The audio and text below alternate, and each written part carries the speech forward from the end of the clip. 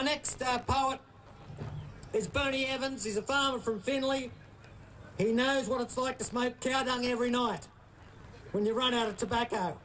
He smokes it all the night, then he writes his poetry. Please welcome Bernie Evans. Thanks very much. Yeah, this is a little story I've just put together. It's from just up the top of the road here, and it was one of Frank's last musters. His count was down a few. We were going for a ride, so we thought we'd take a look to see if we could find some of those cows that stayed behind. We started out by Benny's Gate. We headed for the Dan, for out along that river is where Frank's cattle ran. We found 2 cows and calves. They answered to our call, so we put them through the slip rails, though their calves were very small. That way they'd find their way home, along the bridle track. We planned to collect them on our way back. Then we started searching around the junction where the 2 Dan rivers met. We searched the high, we searched the low. We weren't defeated yet. Then we headed south towards the King. We searched all day but didn't find a thing. The sun was going down when we made our camp, just down beneath the Razorback, although the ground was pretty damp. We sat around the campfire, telling tales of long ago. Weck told the tale of when a black snake bit him on the toe. Trapper told of the trap he set, just up on the ridge, not far from where we sat.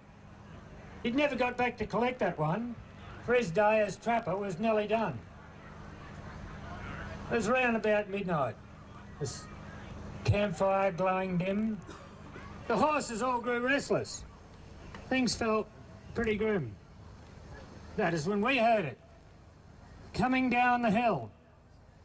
It sounded like a big one, at least a ton or more.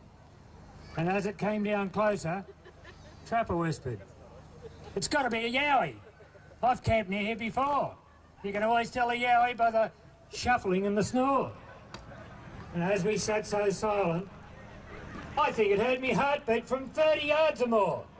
And then it took off. Then it took off running up the other slope.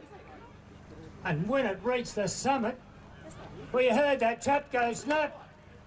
And it was only for a minute, but there were yelps and yells and screams.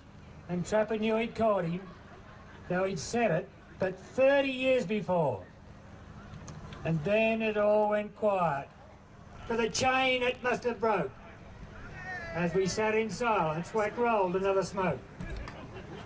Early that next morning, we climbed to see the spot where Trapper caught that yowie that lost him with the trap. The sight, it was so awesome. There were sticks and leaves and saplings broke. The ground was fairly ploughed. But that was the spot that Trapper caught the yowie that lost him with the trap. Thank you. Well done, Bernie.